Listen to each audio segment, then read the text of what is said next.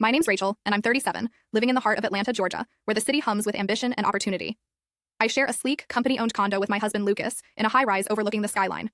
We both work for Brooks Construction, a powerhouse founded by my father-in-law that pulls in billions a year, building everything from skyscrapers to sprawling suburbs across the South. I never imagined I'd be here, running boardrooms and crunching numbers for a construction empire. But life has a way of throwing curveballs. Growing up, I watched my single mom juggle 2 jobs, waitressing by day, cleaning offices by night, to keep us afloat in a cramped apartment in Macon. She taught me to be sharp, to make decisions fast, and to never back down from a challenge. That grit got me through college and into a banking job, where I learned to navigate budgets and investments like a chess game. I loved the thrill of it, the way numbers told a story if you knew how to listen. But when I met Lucas, I thought, my story might shift to something softer, maybe a quiet life as a homemaker, building a family. That dream faded fast. Lucas is the opposite of me in so many ways. He's got this gentle charm, the kind that makes people feel at ease, but there's a fragility to it. Raised in privilege with a silver spoon and a trust fund, he never had to fight for anything. His father built Brooks Construction from a small outfit into a juggernaut, buying out competitors and earning respect for his tough, brilliant mind. Lucas was supposed to follow in his footsteps, groomed to take the helm, but he's never had the stomach for it. One evening, sprawled on our couch watching some mindless reality show, he admitted it himself. "I'm not cut out to be CEO, Rachel," he said, his voice soft, almost relieved. "I'd just be a figurehead. It's easier that way." I remember staring at him, my heart sinking, wondering how someone could be so content to drift through life. Me, I'm wired differently. Decisions come naturally. I weigh options, trust my gut, and move. My mom used to say I was born with a calculator in one hand and a plan in the other. When I married Lucas, I planned to leave my banking job and focus on us, maybe start a family. But my father-in-law had other ideas. Not long after our wedding, he called me into his office, a wood-paneled room filled with blueprints and awards. "Rachel," he said, his eyes sharp despite his age, "this company needs someone like you. You've got a head for numbers and a spine to match. Work with us." I hesitated, picturing the quiet life I'd imagined. But the challenge in his voice hooked me. I said yes, and that choice changed everything. At first, I was just another employee, learning the ropes of construction, timelines, contracts, labor costs. But my father-in-law saw something in me. A few months in, he started inviting me to board meetings, asking my take on deals or budgets. The board, a group of gray-haired men used to running the show, raised eyebrows at the founder's daughter-in-law sitting at the table. I could feel their skepticism, like I was some outsider crashing their club. But I didn't shrink. I'd spent years in banking, analyzing risks and spotting gaps others missed. So I spoke up, offering ideas on streamlining costs or negotiating better supplier deals. Slowly, their frowns turned to nods. They started seeking my input, even deferring to me on big calls. Lucas, though, was barely there. He was a board member by title, but he'd skip meetings, claiming they were too technical or he had other stuff to do. The board didn't bat an eye. His dad's legacy gave him a free pass. One night, I came home from a marathon meeting, my head buzzing with strategies, and found Lucas sprawled on the couch, flipping through channels. "Why didn't you show up today?" I snapped, dropping my bag. "You're supposed to be part of this." He didn't even look up. "You've got it covered, Rachel. They listened to you, not me." His tone was casual, like it didn't matter. I stood there, frustration bubbling, wondering if he even cared about the company, or us. That moment stuck with me. I started to see the cracks in our marriage, the way his indifference bled into everything. I threw myself into work, driven by the need to prove I belonged, not just as the founder's daughter-in-law, but as someone who could steer the ship. My father-in-law became my mentor, teaching me the ins and outs of the business, how to read a room, when to push, when to pull back. I loved it, the rush of making things happen, of seeing my ideas turn into real growth. But with every step I climbed, Lucas seemed to slip further away, and I couldn't shake the feeling that something was about to break. Work became my anchor, the one place where I felt in control. By the time my father-in-law retired, I was running point on major decisions at Brooks Construction. The board leaned on me, asking for my take on acquisitions, labor disputes, even marketing campaigns. I'd walk into those meetings with a stack of notes and a plan, my old banking instincts kicking in. Numbers don't lie, and I knew how to make them sing. Our sales climbed, profits grew, and I felt a fire in my chest, like I was finally doing what I was meant to. Growing up, I'd watched my mom scrape by, and now I was leading a company that employed thousands.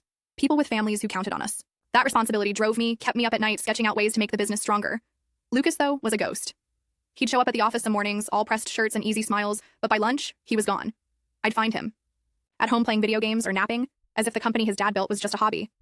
I tried talking to him, hoping he'd step up, especially after his father stepped down. "Lucas, this is your legacy," I'd say, my voice sharp with frustration. "Don't you want to be part of it?" He'd shrug, that same maddening shrug, and mutter, "You're doing fine without me." It stung, not just because he was opting out, but because it felt like he was opting out of us too. Our conversations dwindled to small talk. Weather, groceries, nothing real. I'd lie awake at night staring at the ceiling of our condo, wondering how we drifted so far apart. Then my stepsister, Camilla, blew into our lives like a storm. Camilla's 3 years older, all charisma and sharp edges. We grew up under the same roof after my mom married her stepdad, a gruff man who never stuck around long. Camilla learned early to charm her way through life, always chasing something bigger. Fancy clothes, rich boyfriends, a life that screamed success. Her marriage to a hotshot lawyer ended in flames when she cheated, a scandal that had her ex storming into our parents' house, yelling about betrayal. I was swamped with work, so Lucas went to calm him down.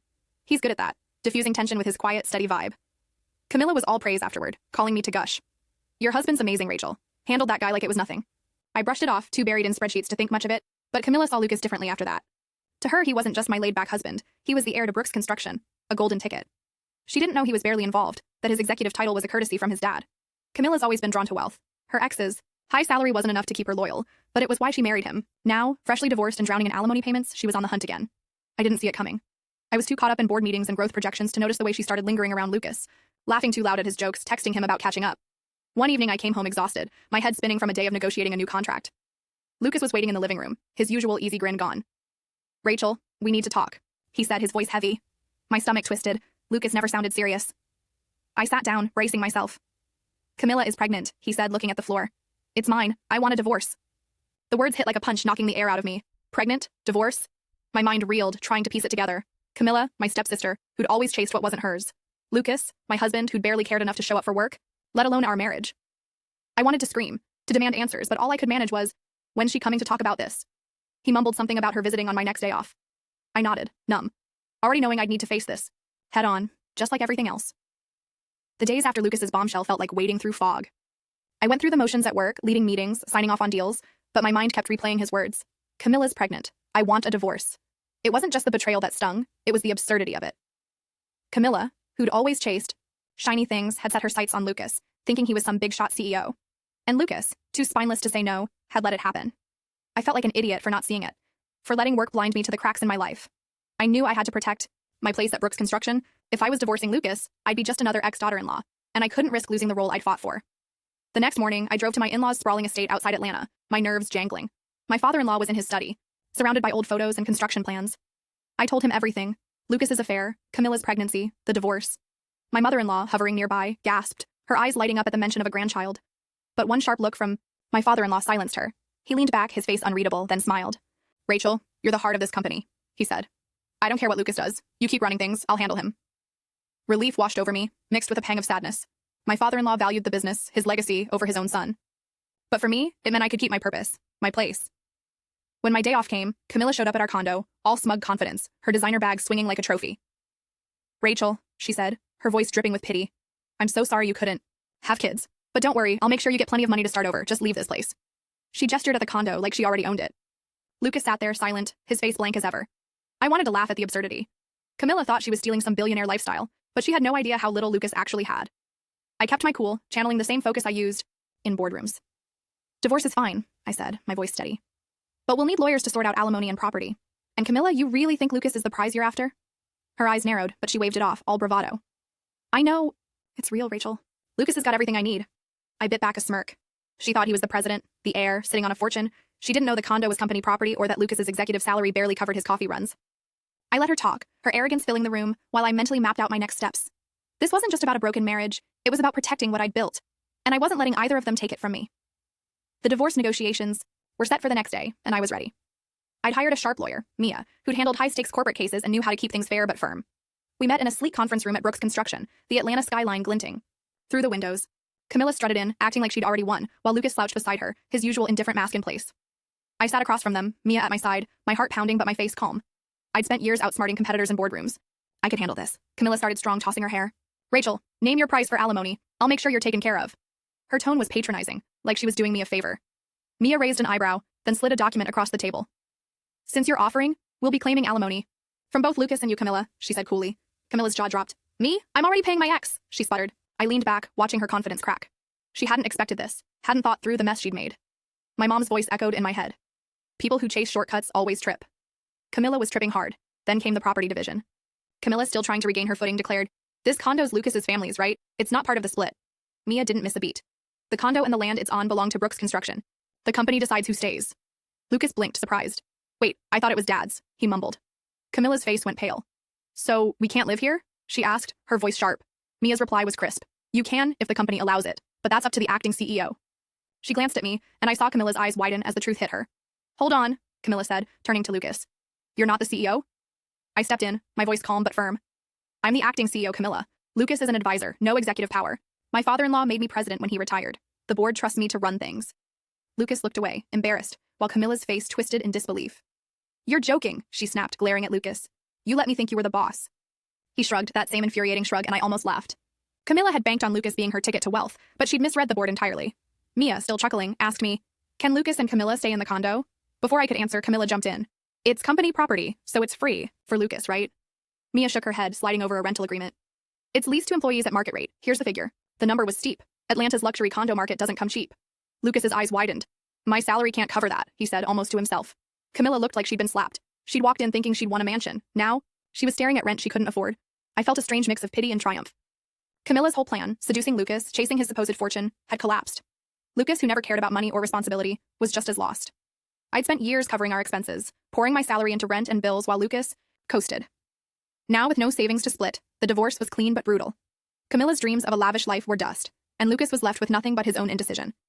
I walked out of that room feeling lighter, ready to leave them both behind and focus on what mattered: my company, my team, my future. The fallout was almost poetic. Camilla's lies unraveled faster than I expected. A few weeks after the negotiations, word got back to Lucas's family that her pregnancy claim was a sham. She'd spun the story to trap Lucas, banking on his family's wealth to bail her out of her own financial mess. My mother-in-law, who'd been so excited about a grandchild, was crushed. My father-in-law, who'd never trusted Camilla, was livid. She's no daughter-in-law of mine, he growled when I visited him for advice. The tension at their estate was palpable. Camilla and Lucas, now living there, were at odds with everyone. My father-in-law barely spoke to her, and when Camilla begged him to cover her alimony payments to her ex, he shut her down cold. You're nothing to this family, he said, his voice like steel. She'd crossed a line, and there was no coming back. Camilla couldn't handle it. One morning, she packed a bag and vanished, leaving Lucas to face his parents' disappointment alone. She'd come into this thinking she'd scored a rich husband and a cushy life, but all she got was debt and drama. Lucas, meanwhile, tried to crawl back to me. One evening, he showed up at my new apartment, a modest place I'd rented in Midtown Atlanta, all clean lines and quiet peace. Rachel, maybe we could try again, he said, his eyes pleading. I laughed, not out of cruelty, but exhaustion. Lucas, you made your choices, I told him. You cheated with my stepsister. You checked out of our marriage long before that. I'm done. His dad had already cut him from the company, demoting him to a temp job pushing papers. The man who'd once been heir to Brooks Construction was now scraping by, and I felt nothing but relief to be free of him. I threw myself into my work, the one place where I felt whole. Running Brooks Construction wasn't just a job. It was my calling. Every decision, from approving new projects to ensuring our workers had stable jobs, felt like a promise kept to the people who depended on me. I thought about my mom, how she'd worked herself to the bone for me, and I channeled that into making the company better. Our profits climbed, new contracts rolled in, and the board started calling me the backbone of the business. My father-in-law became my rock, offering advice over coffee at his estate, his gruff wisdom grounding me. You're doing what I always hoped Lucas would, he said once, his eyes soft with pride. That meant more to me than any title. I don't think about remarriage. The idea of letting someone else in after all that betrayal feels like too much. My heart's been through a meat grinder, and I'm not ready to hand it over again. Instead, I'm married to my work, to the thousands of employees whose families rely on Brooks Construction. Their trust keeps me going, pushes me to show up every day with a clear head and a steady hand. I've learned what I'm capable of, what it means to stand tall when the world tries to knock you down. Camilla and Lucas, they're a distant memory, a lesson in trusting my gut and choosing my own path. To everyone who's followed this journey, thank you. You've walked with me through betrayal, heartbreak, and hard-won victories. If my story hit you, if it made you feel the sting of injustice or the rush of fighting back, hit that subscribe button and join me. Every project we build, every deal we close tells a story of grit, heart, and starting over. Keep carving your own path, and I'll see you at the top.